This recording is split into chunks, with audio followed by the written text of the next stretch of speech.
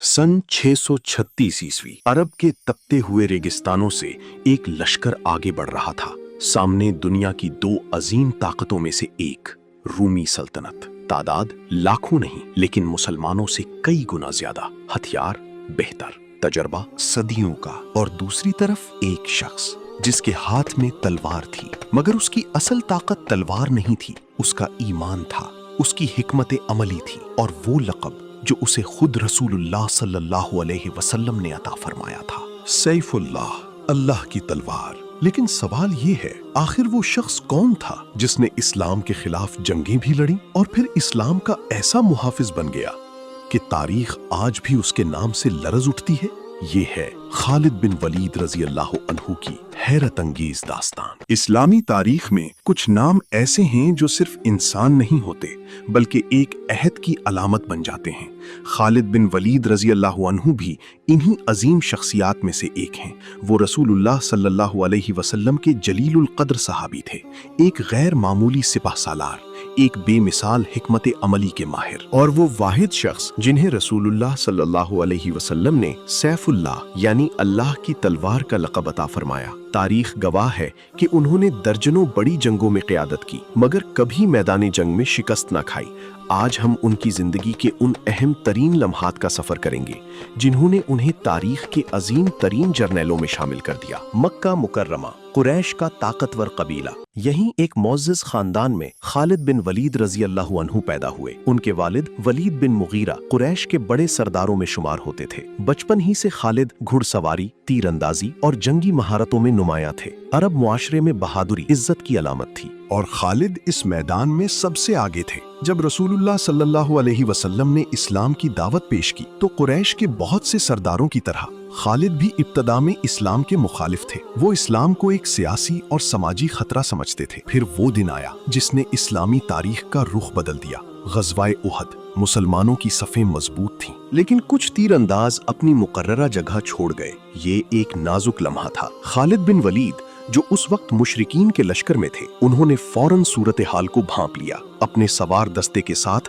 अक़ब से हमला किया और जंग का नक्शा बदल गया। ये खालिद की अस्करी जहानत का पहला बड़ा मुजाहरा था, मगर अभी उनकी जिंदगी का असल मकसद सामने आना बाकी था। वक्त गुजरता गया, इस्लाम फैलता गया। हर गुजरते दिन के साथ मुसलमानों की कुव्वत बढ़ती गई। सुलह हुदैबिया के बाद हालात मजीद बदलने लगे। खालिद बिन वलीद गौर व फिक्र में डूब गए। वो देख रहे थे कि इस्लाम को मिटाने की हर कोशिश नाकाम हो रही है। उन्होंने सोचना शुरू किया, अगर मोहम्मद सल्लल्लाहु अलैहि वसल्लम वाकई अल्लाह के रसूल हैं, तो फिर मेरा रास्ता क्या होना चाहिए? आखिरकार वो लम्हा आ पहुंचा। खालिद बिन वलीद मदीना मुनव्वरा रवाना हुए। उनके साथ चंद और अफराद भी थे। जब वो रसूलुल्लाह सल्लल्लाहु अलैहि वसल्लम की खिदमत में हाजिर हुए तो आप सल्लल्लाहु अलैहि वसल्लम ने फरमाया, मैं जानता था कि अल्लाह ताला तुम्हें हिदायत देगा। खालिद रजी अल्लाह अन्हु ने इस्लाम कबूल कर लिया। ये सिर्फ एक शख्स का मुसलमान होना नहीं था, ये तारीख के अजीम तरीन फौजी जहनों में से एक का इस्लाम के परचम तले आ जाना था। उस दिन से उनकी तलवार इस्लाम के दिफा के लिए वक्फ हो गई। सन 8 हिजरी, जंगे मोता।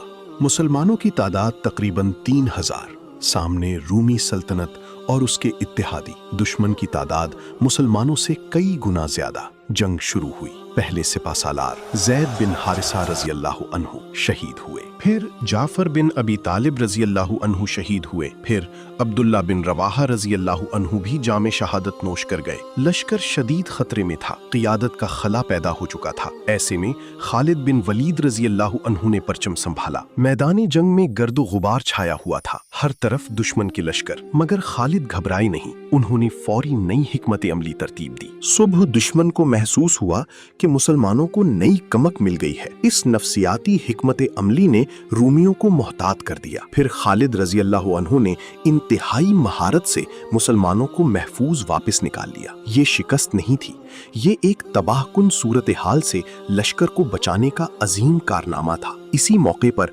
रसूलुल्लाह सल्लल्लाहु अलैहि वसल्लम ने उन्हें सैफुल्लाह का लक़ब अता फरमाया। रसूलुल्लाह सल्लल्लाहु अलैहि वसल्लम के विसाल के बाद खिलाफत सिद्दीकी का दौर शुरू हुआ।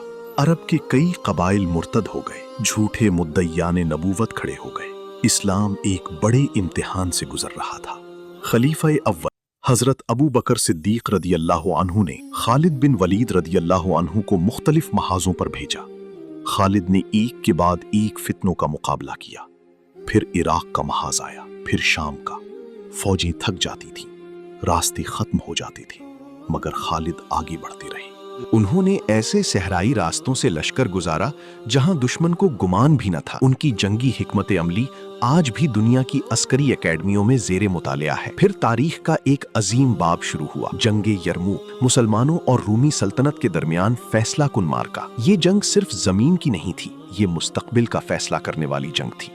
یرموک کی وادی، تیز ہوائیں، گرد سے بھرا آسمان، مسلمانوں کی صفوں میں استقامت، سامنے رومی سلطنت کا عظیم لشکر۔ کئی دن تک جنگ جاری رہی، ہر دن پہلے سے زیادہ سخت، ہر لمحہ پہلے سے زیادہ خطرناک۔ خالد بن ولید رضی اللہ عنہ پورے میدان میں حرکت کر رہے تھے، کبھی دائیں بازو پر، کبھی بائیں جانب، کبھی اگلی صفوں میں۔ وہ صرف حکم نہیں دے رہے تھے، وہ خود لڑ بھی رہے تھے۔ بالآخر فیصلہ کن لمحہ آیا۔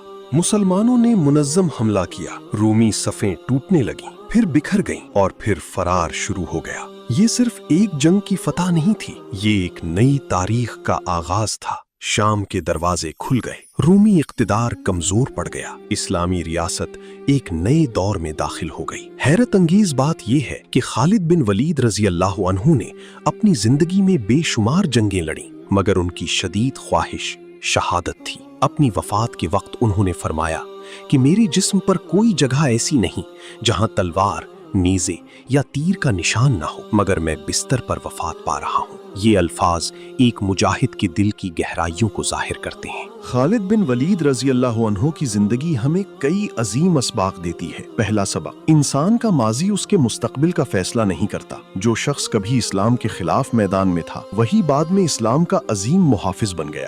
دوسرا سبق، اصل طاقت تعداد یا ہتھیاروں میں نہیں بلکہ ایمان، حکمت اور اخلاص میں ہے۔ تیسرا سبق، عظمت صرف فتوحات سے نہیں آتی بلکہ اللہ کی رضا کے لیے جدوجہد سے آتی ہے۔ خالد بن ولید رضی اللہ عنہ نے دنیاوی شہرت کے لیے جنگیں نہیں لڑیں، انہوں نے اللہ کے دین کی سربلندی کے لیے اپنی زندگی وقف کر دی۔ آج بھی ان کا نام تاریخ کے صفحات پر روشن ہے اور ہمیشہ رہے گا۔ اگر ہم ان کی زندگی سے اخلاص، ہمت، نظم و ضبط اور اللہ پر بھروسہ سیکھ لیں تو یہی ان عظیم صحابی کے لیے بہترین خراج عقیدت ہوگا۔